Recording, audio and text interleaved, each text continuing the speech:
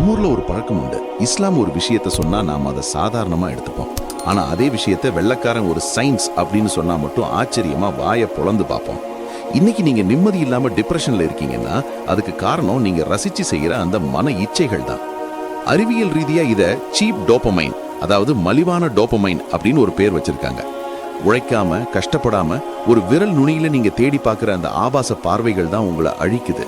இது உங்களை ஒரு ஆம்பளையா மாத்தல, மாறாக உங்களை ஒரு உணர்ச்சிகளுக்கு அடிமையானவனா மாத்திக்கிட்டு இருக்குது. உங்க மூளைக்கு ஒரு போதைப் பொருள் கொடுத்தா அது எப்படி ரியாக்ட் பண்ணுமோ அதே போலதான் இந்த தப்பான பார்வைகளும். ஒவ்வொரு முறை நீங்க அந்த திரையை பார்க்கும் போதும் உங்க மூளையில ஒரு ரசாயன மாற்றம் மெதுவா நடந்துகிட்டே இருக்கு. ஒரு கட்டத்துல உங்க மூளை செத்து போயிடும். அப்புறம் நிஜ வாழ்க்கையில எதுலையுமே உங்களுக்கு சந்தோஷம் கிடைக்காது. 1400 வருஷத்துக்கு முன்னாடியே அல்லாஹ் ஏன் பார்வையை தாழ்த்தி கொள்ளுங்கள் அப்படின்னு சொன்னான்னு இப்ப புரியுதா? ஏன்னா உங்க கண்ணியம் உங்க கண்ணுல தான் ஆரம்பிக்குது. அதை நீங்க இழந்துட்டா உங்க ஆளுமையே சிதைஞ்சிடும். இன்னைக்கு நீங்க தோத்து போய் உட்கார்ந்துருக்கீங்கன்னா அதுக்கு காரணம் உங்களை நீங்களே பலவீனமாக்கிக்கிட்டது தான். சும்மா உட்கார்ந்துட்டு போன்ல தேவையற்றதை ரசிக்கிறது உங்க மூளையோட சிந்திக்கும் திறனை மொத்தமா மழுங்கடிச்சிடும். இதனாலதான் நிஜ வாழ்க்கையில ஒரு சவாலை சந்திக்கவோ ஒரு போராட்டத்தை முன்னெடுக்கவோ உங்களுக்கு துணிவில்லை. உங்க மன இச்சை ஒரு ஹீரோ மாதிரி உங்களுக்கு தெரிஞ்சாலும் உண்மையில அவன் உங்களை குழி தோண்டி புதைக்கிறான்.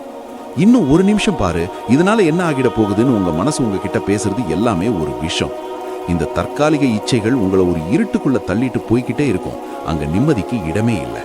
நீங்க அல்லாவுக்கு அடிமையா இருக்க வேண்டியவங்க இன்னைக்கு உங்க மன இச்சைக்கு அடிமையா மண்டிட்டு நிக்கிறீங்க. குரான்ல அல்லாஹ் 25:43 கேட்கிறான், தன் மன இச்சையையே தெய்வமாக எடுத்துக்கொண்டவனை நீங்கள் பார்த்தீர்களான்னு. ஆமா, இன்னைக்கு பல பேர் அந்த டோபமைன் போதைக்கு தான் சுஜூத் செஞ்சுக்கிட்டு இருக்கீங்க. அதுதான் உங்க தெய்வம். இந்த 50 தவறுகளை நீங்க அசால்ட்டா செய்யறதுக்கு காரணமே உங்க மனசுக்கு நீங்க செல்லம் கொடுத்து வளர்த்ததுதான். ஒரு ஸ்ட்ராங் பர்சனாலிட்டிக்கு தேவையே செல்ஃப் கண்ட்ரோல், அதாவது தன்னை கட்டுப்படுத்துற அந்த ஒரு மகத்தான குணம் தான். அதை இழந்தவன் எவ்வளவு விலை உயர்ந்த ட்ரெஸ் பண்ணாலும் அவன் ஒருபோதும் மற்றவங்க கண்ணுக்கு கெத்தா தெரிய மாட்டான். உங்க மனசு ஒரு சின்ன குழந்தை மாதிரி. அது கேட்கறது எல்லாத்தையும் கொடுத்தா அது உங்களையே ஒரு நாள் காலி பண்ணிடும். ஒரு தூக்கத்தை தேர்ந்தெடுக்கிறதும் தனிமையில தப்பானதை பார்க்கறதும் உங்களை பலவீனப்படுத்துது. அறிவியல் சொல்ற அந்த ஃப்ராண்டல் லோப் பாதிப்பு தான் உங்களை ஒரு முடிவெடுக்க முடியாத கோழையா மாத்தி வச்சிருக்கு. இப்பவே இதை நிறுத்தலைன்னா உங்க எதிர்காலம் ஒரு இருண்ட குகையாவே முடிஞ்சு போக அதிக வாய்ப்பு இருக்கு. உங்க மூளை ஒரு அடிமைத்தனத்துக்கு பழகிடுச்சுன்னா அதுக்கப்புறம் நீங்க எவ்வளவு பெரிய வெற்றி அடையாலும் திருப்தி வராது. நிம்மதிங்கிறது வெளியில இல்ல, அது உங்க மனசை நீங்க எப்படி அடக்கி வச்சிருக்கீங்கன்ற அந்த போராட்டத்துல தான் இருக்கு. உங்களை நீங்களே சரி செஞ்சுக்க இதுதான் கடைசி வாய்ப்பு. மன இச்சைகளை தூக்கி எரிஞ்சிட்டு நிமிர்ந்து நில்லுங்க. சின்ன சின்ன இச்சைகளுக்கு அடிமையாவது உங்க மூளையை வீக் ஆக்கும்.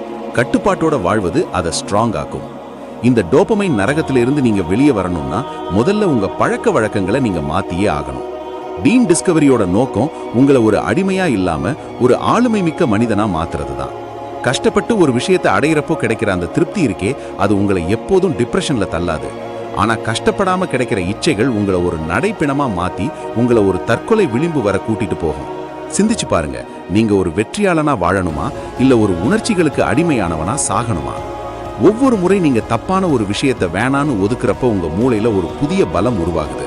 அறிவியல் ரீதியா இதை நியூரோ பிளாஸ்டிசிட்டி அப்படின்னு சொல்லுவாங்க. இதுதான் ஒரு மனிதனை மேதையாகவும் மாற்றும். இஸ்லாம் சொல்ற அந்த தக்வா, அதாவது இறையச்சம் தான் உங்க மூளையை சீரமைக்கிற ஒரு மிகச்சிறந்த மருந்து. மன இச்சைகளை பின்பற்றுறது ஒரு மாயை. அது உங்களை எப்போதும் ஒரு முழுமையான மனிதனா காட்டவே காட்டாது. நீங்க யாரை ஹீரோன்னு நினைச்சு ரசிக்கிறீங்களோ அவங்க காட்டுற அந்த பாதை உங்களை அழிவுல தான் கொண்டு போய்விடும். உங்க மனசுக்கு நீங்க ஹீரோவா இருக்கணும்னா முதல்ல அந்த மனசு சொல்ற தப்பான பேச்சுக்களை கேட்காம இருக்க பழகுங்க. இந்த முதல் பகுதியோட முடிவுல நான் உங்களுக்கு சொல்றது ஒண்ணுதான், உங்க இச்சைகளை நீங்க அடக்கி ஆளுங்க. இல்லை என்றால் அந்த இச்சைகளே உங்களை மொத்தமா அடக்கம் பண்ணிடும். அப்புறம் வருத்தப்பட்டு எந்த பயனும் இல்லை. இப்போ ஒரு முடிவெடுங்க. அந்த 50 தவறுகளை தூக்கி எறிஞ்சிட்டு ஒரு புதிய மனிதனா வெளியே வர தயாராயிருங்க.